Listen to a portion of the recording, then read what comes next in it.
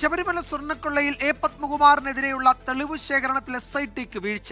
സ്വർണം ചെമ്പെന്ന് രേഖപ്പെടുത്തിയ മിനിറ്റ്സ് രേഖയുമായി ബന്ധപ്പെട്ട് കേസിലെ പ്രതി പത്മകുമാറിന്റെ കൈയക്ഷര പരിശോധനയ്ക്കായി സാമ്പിൾ ശേഖരിച്ചത് 3 ദിവസം മുൻപ് മാത്രം.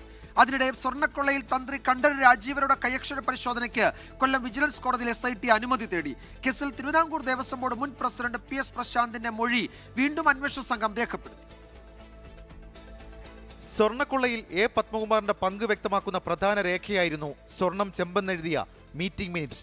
ദേവസ്വം യോഗത്തിൽ ചർച്ച ചെയ്ത് തീരുമാനിക്കാതെ എ പത്മകുമാർ എഴുതി ചേർത്തെന്നായിരുന്നു മറ്റു ദേവസ്വം ബോർഡ് അംഗങ്ങളുടെ മൊഴി.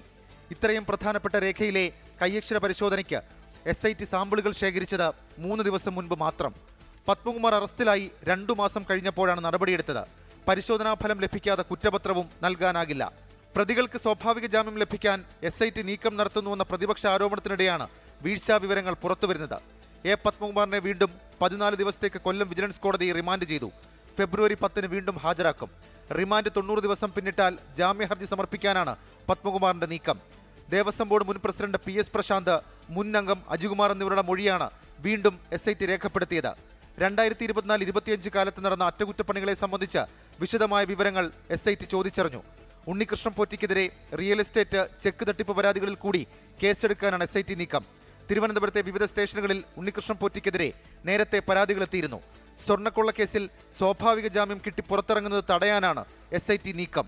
24 തിരുവനന്തപുരം. ലോകത്തെവിടെയായാലും ഏത് സമയത്തും 24 വാർത്തകളും ഓഗ്മെന്റഡ് റിയാലിറ്റി പാക്കേജുകളും എക്സ്പ്ലെയിനറുകളും വിശദമായി കാണാൻ ഞങ്ങളുടെ YouTube ചാനൽ നിങ്ങൾക്ക് സബ്സ്ക്രൈബ് ചെയ്യാം.